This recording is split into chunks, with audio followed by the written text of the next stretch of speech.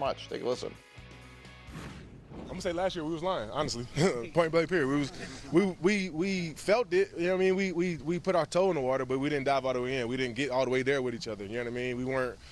We weren't making the effort to do go the extra mile. And I would say this year we're doing that.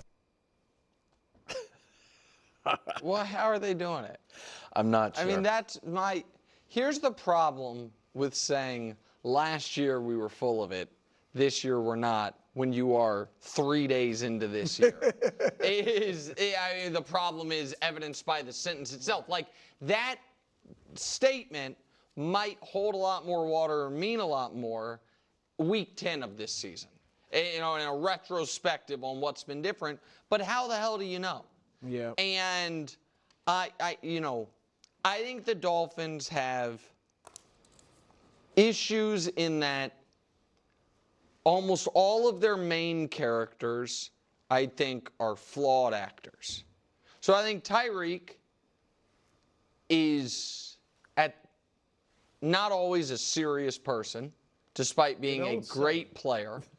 And I think that's a fair take. And I think that when he comes into a team as the highest paid, the champion, the de facto leader, all of that, that's very different than being with Andy Reid and, what became Patrick Mahomes. Because Tyreek was there before Patrick and was excellent, very good already. But Patrick then all of a sudden surpasses him. Kelsey's there, Reid's there. So there's that.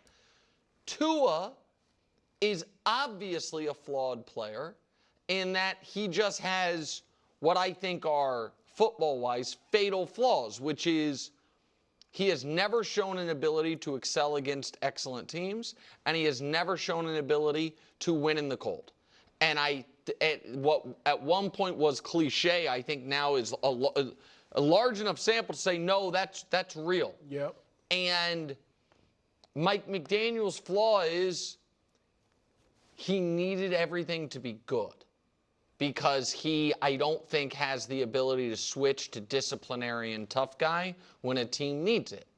And so I actually think he's sharp. I like him more than maybe you like him. I like him. I just think. But I think that he needs, I think he can be really good if a team is, like, I wouldn't hate it if Andy Reid took a leave of absence. Like, hey, we need someone to run the Chiefs for a few months. I think it'd be great. Awesome, like, we kind of principle or Eagles may be a little different because the Eagles have a little more bombast or, turmoil. But, like, we police ourselves, you know what I mean? We've got the things in place, but that's not what he's got in Miami. And so I just think, I don't know that I buy the culture's totally different because those are still the three main characters of the movie. There's always something wrong in Miami. It's just as simple as that. If Tua with the injuries, unfortunately. Yeah.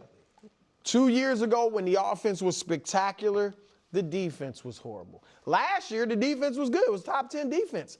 The offense can't get anything going. Like, it's always something. And look, hanging out and playing video games, because that's what Chubb was talking about. Like, the context was just guys getting closer off the field and all that. That's not going to change it. I see 6 teams that are definitively better than Miami in the AFC. And that might be right. I'm being kind. Yeah. Buffalo, Baltimore, Cincinnati, Kansas City, the Chargers, and whoever wins the AFC South. Yeah. They're getting a team in the playoffs. All right. So if Miami will be good, if they're in the hunt for that last playoff spot in the AFC, Denver, maybe Pittsburgh, with those teams, somebody else from the AFC South, if they're battling those teams, DraftKings that's a has good them year as for with them. the 10th best odds to win the AFC. So that's kinder than they're being. Go ahead, KW. I'm shocked by this because last year I bought that they were changing their culture. Mm-hmm. And I'm big on, living it every day.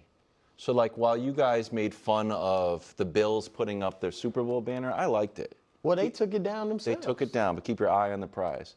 Do you remember? And then I was, while researching this, I said, oh, yeah, I forgot about this tweet, and we talked about it. And it turned out to be one of my favorite stories that slipped my mind. Talk about doing things with intent from Marcel Louis Jacques.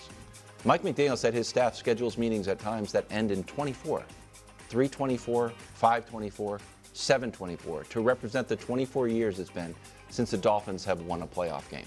Miami hoping to snap that drought in 2024. They did not.